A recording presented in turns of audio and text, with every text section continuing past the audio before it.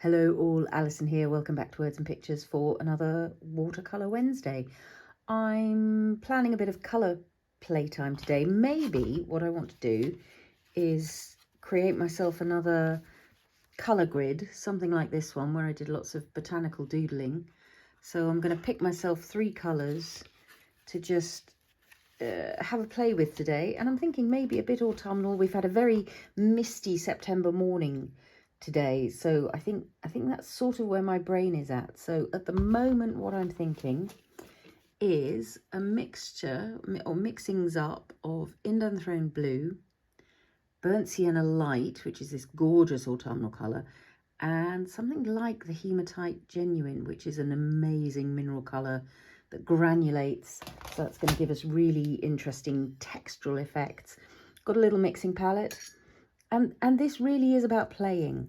I can't stress strongly enough. Lots of people asked me after the last time, how did I learn to watercolor? And it really is by playing. There is a fabulous YouTube channel called The Mind of Watercolor, Steve Mitchell. He's great to watch. And obviously lots and lots of people all over YouTube who are real expert watercolorers. So what I'm doing at the moment is just getting myself into my mixing palette, my 3 main colors. So that's the burnt sienna light, that's the Indanthrone blue waiting there. I'm just going to pop that in. But there is no substitute for really playing and exploring, to discover what kinds of things happen. So these 3 colours, when I talk about granulating, that's because there's a very heavy pigment in the paint that separates out as you add it to whatever you're adding it to, and that gives you a texture. So I'm just going to start with a little mix of, so one jar, I've got 1 jar for cleaning my brush and 1 jar for picking up fresh water to mix up paint. Got a little bit of paper towel here that I'm just wiping onto when I want to pick up paint. So in here I'm just mixing up already a little bit of that Hematite genuine and the burnt sienna light. So that's going to give me a beautiful grey brown. It's almost heading towards a sort of burnt umber look as I mix it. So I'm not trying to be precise about 50-50 or anything, and as I go across the page things are going to become more watery or more mixed or more of one colour or more of another colour. But I'm mixing up my 3 basics and then my 3 basic secondaries in between. That's a gorgeous rich grey going on there. And that is sort of what I'm sort of in the mood for. Greys and blues and something autumnal, or starting to be autumnal, but mostly neutrals. And that's what this is going to give me: blue greys, brown greys. And of course, according to how much water I put into the mix, I'll get lots of different shades going on the page. I'm sort of tempted to start with that mix between the Hematite and the Indanthrone blue. So I'm going to zoom in a little bit into the page so that you'll be able to see these colours going down onto the paper. There we are. So hopefully that gives you a decent shot at the page. I can't remember how many did I have. Had 3 going across. Okay, let's see if we can go for about that. I'm not going to promise that these are going to be perfect doodle squares. Now maybe if some of them are dark enough, what we might be able to do is doodle in white in the long run. But for now, what I'm mostly interested in is just getting the colours down. I'm not necessarily looking for perfectly edged squares either. This is a lovely thing to practice, getting yourself nice flat matte washes, but I'm not going to bully myself over it, and I straight away want one that is that same mix but in a much gentler tone.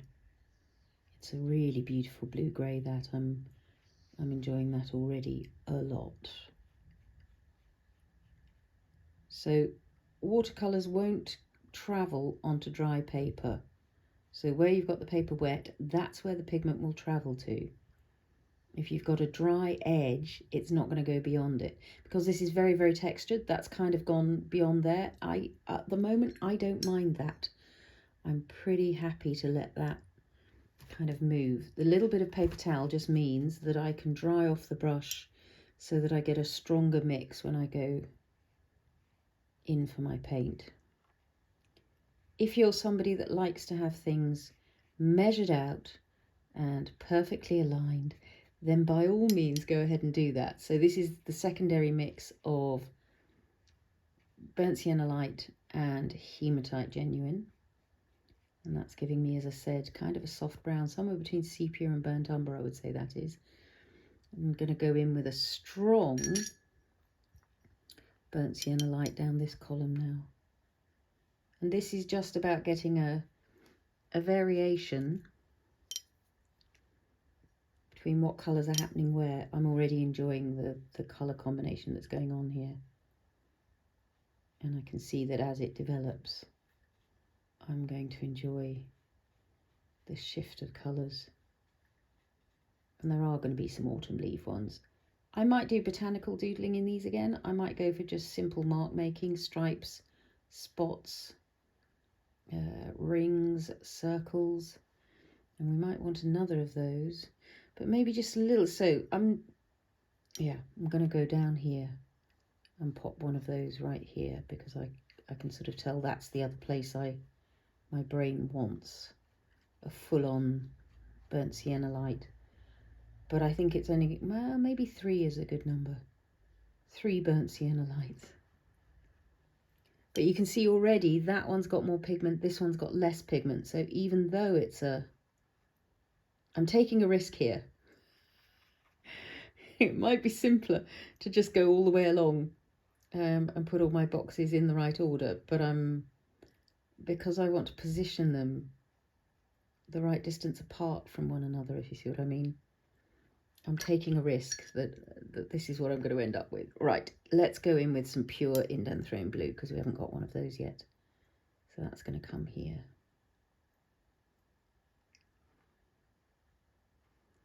So as you can see, I'm giving myself on that one a nice firm square to start with that I can then fill in. I am going to have to put this down and hold this paper still. It's flying around in the air. But it's up to you how precise you want to be about this. At the moment, I'm enjoying the looseness of these squares, and then I'm going to go again straight back in with a pure Indanthrone blue, but one that is a little paler than the one that's going on there. We're going to get 5 going downwards. I think we are. And because I'm using a limited palette, however I mix these up, by the time I get to the end of the page, all the different tonal colours on the page are going to work together, because they're all made up of the same 3 colours. So they're going to speak nicely to one another, as it were. Let's get a little bit of this on the go. I think this is straight hematite, but I've already just put in some Indanthrone blue into that. Can't be helped. It's almost pure hematite. So again, just working quite a soft matte wash, getting as even a coverage as I can. And it's a thing to practice with your watercolours, just getting a flat glaze and enjoying what happens as you do. I'm going to go back in with this mix between the hematite and the Indanthrone right next to it, because I think that'll be quite nice to have that comparison. That square is not the same size. I don't mind, because this paper is so textured and it's ripped at the edges. There's a pleasure in having things be a little looser, a little less precise. And look, this is going to be interesting as I come up here, trying to align these. We'll get a little bit smaller as we go up so that we can get those to work nicely together. I think I want to drop a little bit more burnt sienna light into here, and a little bit more of the hematite genuine. And I'm going to come in with that immediately above here. So just looking at the space I need to leave to have another square come in here. That's a lovely umber colour now. That's a different mix from the previous one, which had a bit more of the burnt sienna light in. This has got a bit more of the blue, and that's doing lovely things. And I think I'm going to put another of those up here. So yeah, I completely understand if you're somebody that likes to have things perfectly aligned, that you might want to do some measuring and a few little pencil marks to start with, so that you give yourself the best chance at things aligning. But I'm really enjoying not doing that. So this is back in with the Hematite plus Indanthrone blue. And this is turning into perfect sort of autumn mist, autumn leaf combinations. Let's take a little bit more Indanthrone blue into the next one, except we've got blue there, so I'm not going to go direct. I'm going to come down here with some more blue just to see. And the more water you add, the lighter, the paler, the gentler that hue will be. That's a beauty. That's a beauty. I want another. See, just Indanthrone blue by itself is making me happy at the moment, which is, it's always a good sign. And the other thing I'll want to be keeping an eye on is just making sure I don't end up with lots of gentle squares all next to each other and all the strong squares next to each other. So I am going to need to put in a hefty colour at some point quite soon over here, just to make sure I've got fairly strong, fairly strong, fairly strong. I can drop some more colour into this one. So if I mix up a bit more of that Indanthrone blue, get a bit of clean water to mix it up. You'll have noticed I'm already, well, maybe you can't because it's not on camera. I'm not being completely diligent about clean water and mixing water. Cleaning water and mixing water. See what happens the minute you drop more pigment in. Look at that second layer going on. Gorgeous. And because I did it while it was still wet, that's a wet on wet wash, and that's creating real depth of colour there. And because I've got that depth of colour there, I really want to try and find some depth of colour elsewhere. So I'm going to mix up a really strong Hematite. I think I've gone in the wrong box there, but I'm not troubled by it. There we are. Nice firm Hematite right in the middle of the page there. And there goes the little train. Somebody said, could I catch the little train on video? I'd have to be very quick because it's usually only 2 carriages or even 1 carriage. So trying to get there in time to catch it is pretty tricky. Let's go for a lighter one of those here. And I think now I've got enough pure tone going on. So the single paint squares. From here on in, it's going to be just mixing up random combinations. I'm now not going to worry about what's where in the tin, in the palette. I'm just going to add a little bit of extra colour as and when I want to. And at some point we'll get all 3 in the same mix, and that should give me a lovely mid-grey somewhere between all 3. Enjoying that quite a lot. I think I want a really pale, before I go too far with mixing, she says, let's pick up some more burnt sienna light and pop it in the middle. I'd like a nice watery wash of that somewhere, I think. Maybe here. It's got a little bit of hematite in, but I think I'm fine with that.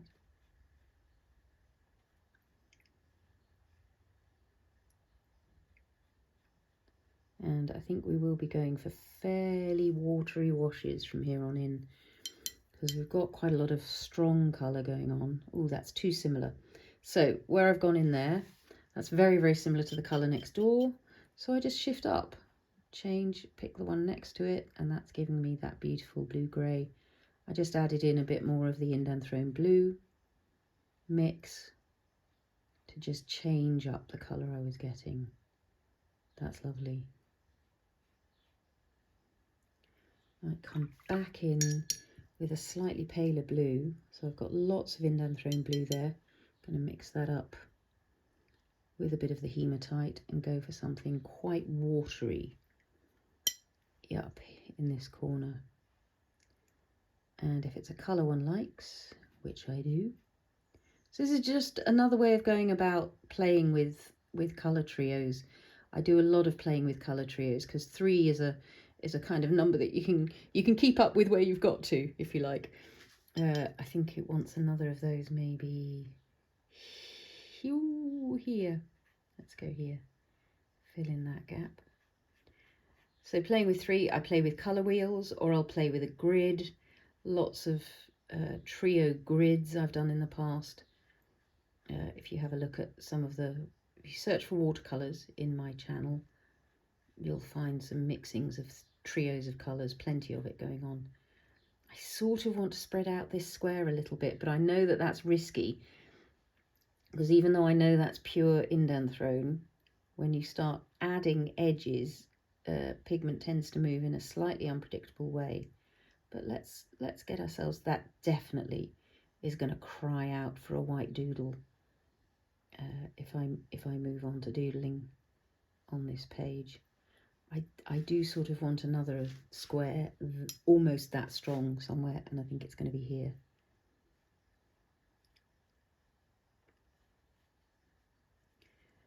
So you can see what a difference it makes, the amount of water you've got in your mix. Sometimes when I'm applying the paper to the brush to the paper, I've got quite a dry mix on the brush, and then the minute I add a bit of water, it immediately will spread out more quickly, more fluidly, obviously, because it's got more fluid in. But you can also apply in quite a dry, strongly pigmented mix, and then you can get all sorts of textured marks. We'll do some of that sort of dry brushing look some point in the future. Ooh, nearly there. So what do I want to do? I think I want to pick up maybe another little bit of almost pure, it's not pure at all. That's got burnt sienna light and it's got hematite in, and it's gorgeous. And it's just echoing some of the colours that are happening elsewhere. I think we might want to do a similar colour up here. So as I mentioned in the previous Watercolour Wednesday video, you can mix watercolours in advance here. You can allow watercolours to mix on the page by layering them in wet and wet. So if I wanted to shift the colour of this one now, because it's quite similar to the colour of this one, I can go straight in with a wet in wet layer of something like a bit of Hematite Genuine, and I can just allow those colours to blend right there. Or I can allow it to dry and then put a layer of colour over the top of any colour, which will also shift the tone of it, but that would be a glaze. So a wet in wet wash is going to get me a shift of colour. Let's go in and see what we can get from this. I think we'll pop this next to this one, that's going to be nice. Or you can mix in the palette. You can mix wet in wet on the page just by dropping in a bit of extra colour. Or you can wait until your paint dries and add another layer of colour over the top, which will glaze it and create a shifting colour. What colour do we need here? I'm thinking maybe a really soft blue, really watery. Let's go really watery. It's a bit of blue, bit of grey. Let's see what we get. And again, if I decide that's too similar to what's next to it, I can either let it dry and change the colour, or I can change the colour right now by adding a little bit of burnt sienna light. Let's go for that. So the other thing one can do is not go for a flat glaze, on any of these ones that are maybe still a little bit wet, you can go in and add a shift of colour, which can also be a really tasty thing. They're sort of dry. I'm a bit too late for that thought. But maybe for this page we'll stick to the simple. Let's put some burnt sienna light down this side,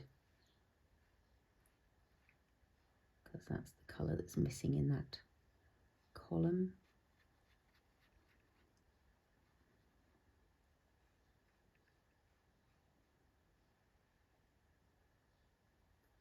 And let's have a little bit of the mix of burnt sienna light and hematite. And maybe what we'll do is add a little bit of Indanthrone into there as well. So now I've got all three colours going on in there, and that should get me a mid-grey that is a combination of the two. Some people would call that your mud. The mix of all the colours that you're blending, when you mix all three together, that is your neutral mud for that palette.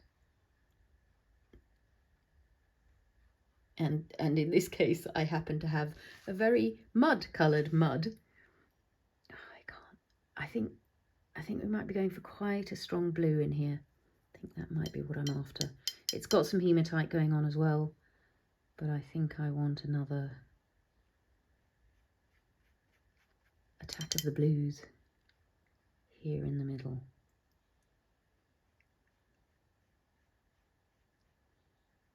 So as a way of playing with a trio of colours, it enables you to explore all kinds of different blends and combinations, and lets you see just exactly how many tones you can get with just three colours on the page. This one is drawing my eye so strongly that I think I want to just balance it a little bit with a glaze. So the glaze can be of a different colour, or you can intensify by adding a glaze of the exact same colour. So that's just allowed me to intensify that. I'm sort of inclined to go in with a new layer of burnt sienna light on this one.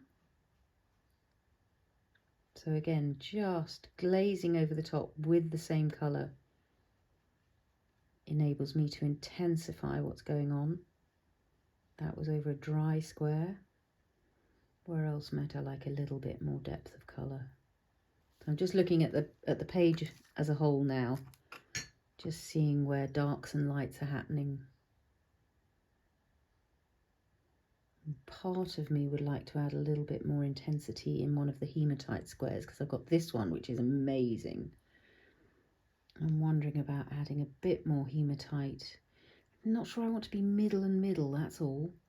Well, maybe, given this is very similar to what's below it, and quite similar, so this square, very similar to what's here and what's here, what I could do is choose to go in with a pretty strong hematite genuine mix and glaze over this one, or in fact it's still a bit wet.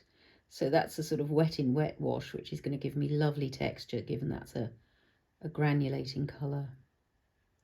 And it's just shifting the hue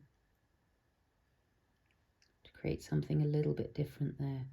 And I like the intensity of that colour. I think that might be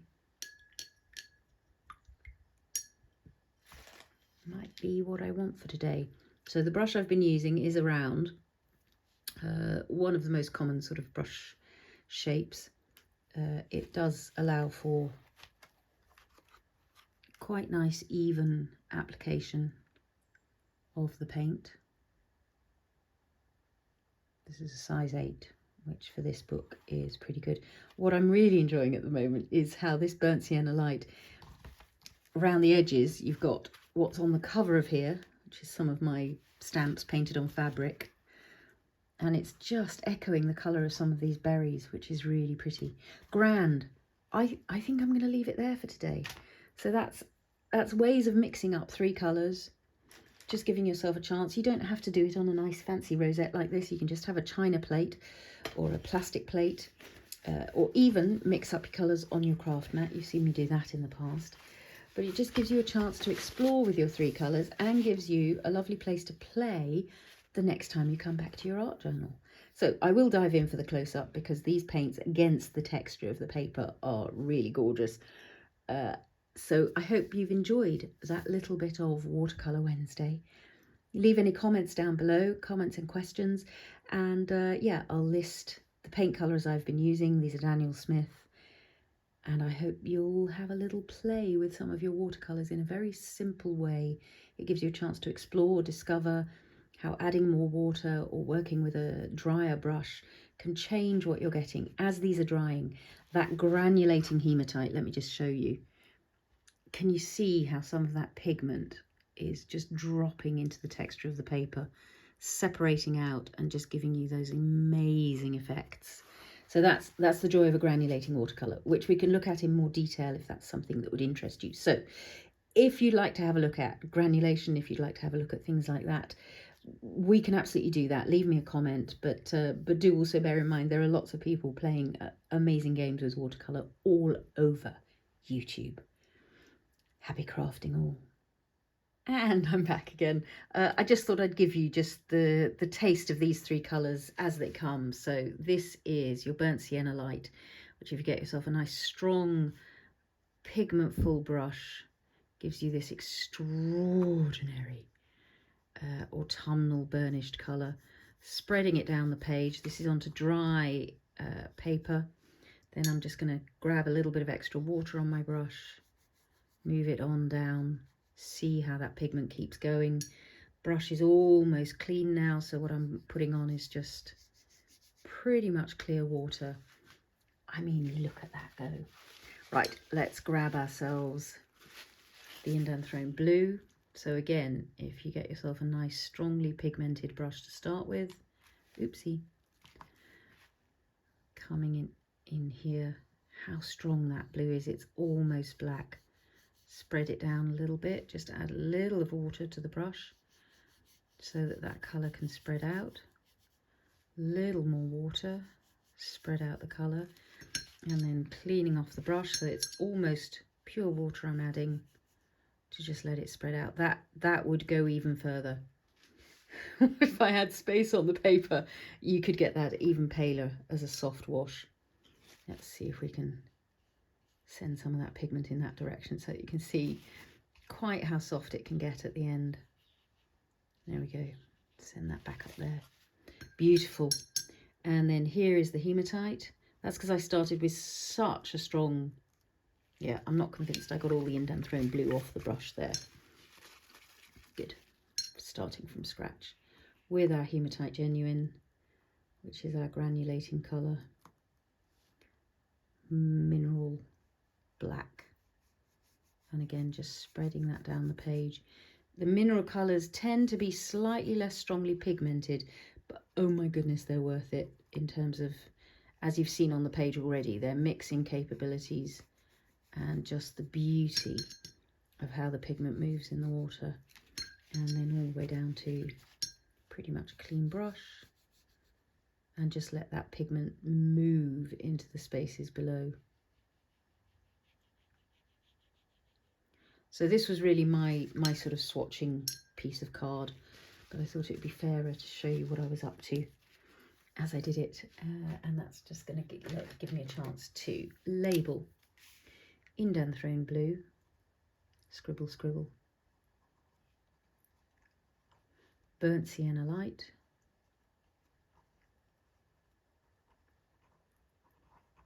and hematite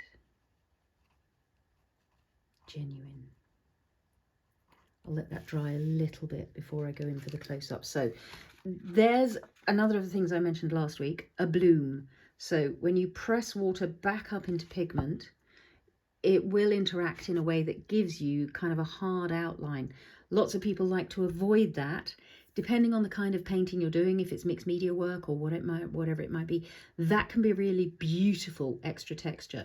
But it's what happens when you put a wetter mix going into a drier mix.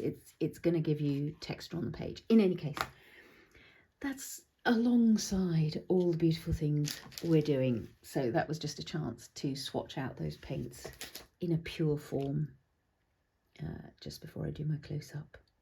Thanks so much for watching all, and happy crafting.